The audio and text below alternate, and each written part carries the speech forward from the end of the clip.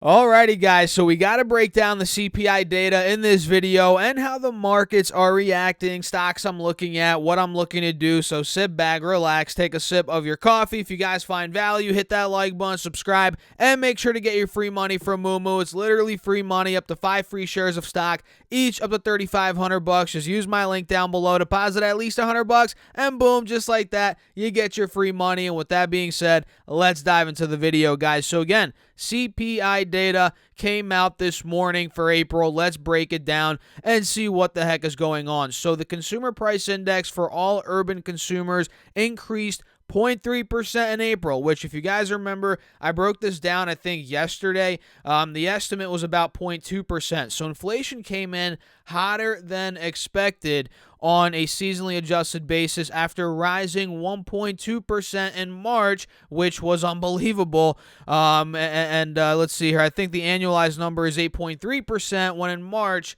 it was 8.5%. So we have seen the monthly growth number come down a huge amount, but that annualized number from 8.5% to 8.3%, I mean, it didn't really drop that much, let's be honest. And I think the estimate for the annualized number was 8.1%, if I remember correctly. So inflation is coming in hotter than expected, and you guys can see, if I zoom in, or not even zoom in, just scroll down, you guys can see the cliff dive from 1.2% in March to what we just got, which again was 0.3%. In fact, this is actually a multi-month low for the CPI. Look at this. The last time we were under 0.3 was in August. In August, we were at 0.3. So it's been what? What was August? The 8th? Or it's the 8th month. So 9 months. It's been 9 months straight, pretty much, of this horrible inflation, or maybe 8 months, maybe not 9 months, 7, 8 months, whatever.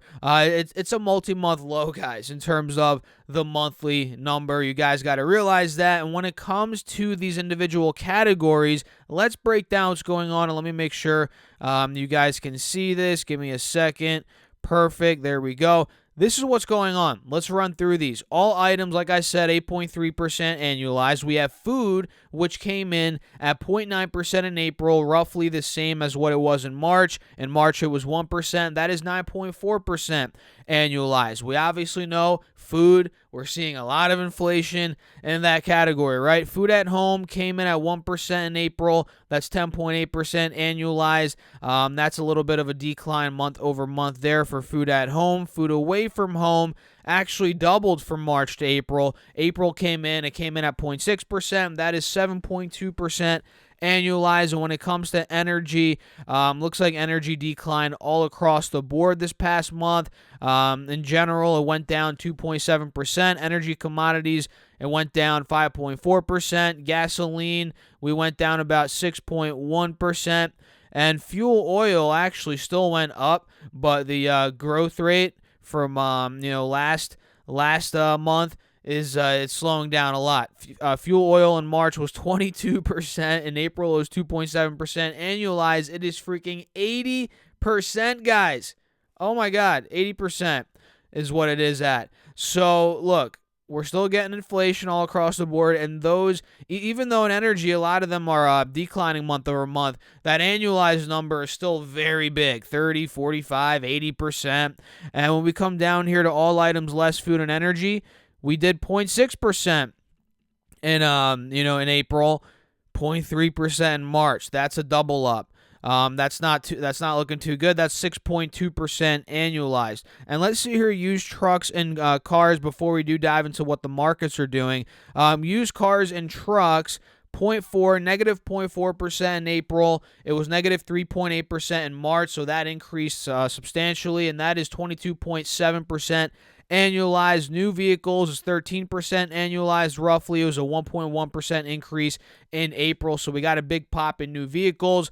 And let's see here, what else? Apparel is 5.4% annualized, but pretty much those are the main ones I like to look at. Used cars and trucks, new vehicles, of course, energy, all the different, fuel oil, gasoline, energy commodities, and food away from home, and food at home. So inflation is it's coming down month over month, but again, annualized, guys, obviously it is still here, and we'll see how the Fed ends up fighting this, or if they can even fight it to the full extent that it needs to be fought. So let's see. What do you guys think? Let me know in the comments. As always, smash that like button if you haven't done so already. And let's now go to these markets and see how the markets are reacting to this CPI number. So right now, when I'm filming this video, it's just 10 o'clock.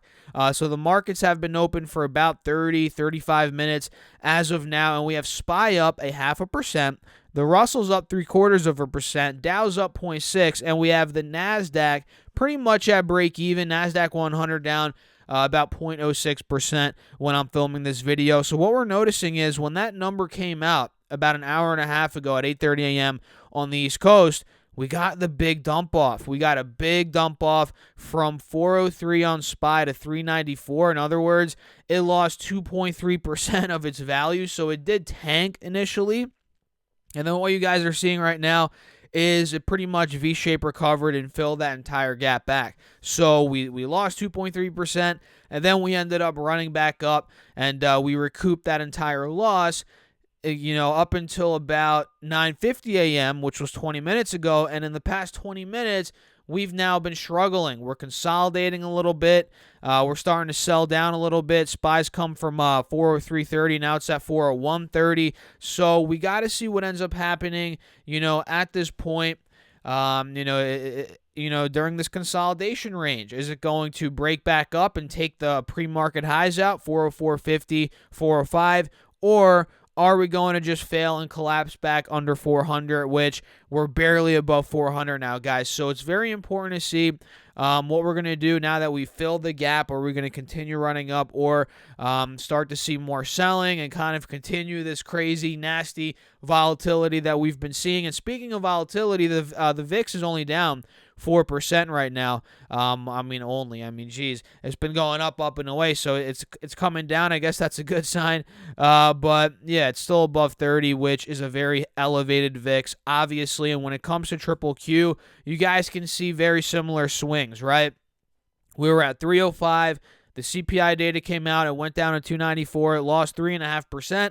And then it rallied from 294 to 304. It ran up 3%. And now we're pretty much down to 300, trying to figure out what are we going to do. Are we going to try and take the pre-market highs out? Or is this going to go down and break under 300 again and start going to that pre-market low? So we're kind of at a point where we just got to give it 30 minutes, an hour, and kind of see where this direction is going to pick, because overall we know it's in the grand scheme of things oversold and well in need of some sort of relief rally, but we're just not getting the confirmation yet. So we just have to sit back, be patient, guys, and not do anything stupid. So let's go over the watch list quickly before I wrap this video up and see kind of what is going on here in terms of stocks that are green, red, and so forth. So overall, in terms of the top green stocks we have here, SoFi is bouncing back in a big way, up 3%.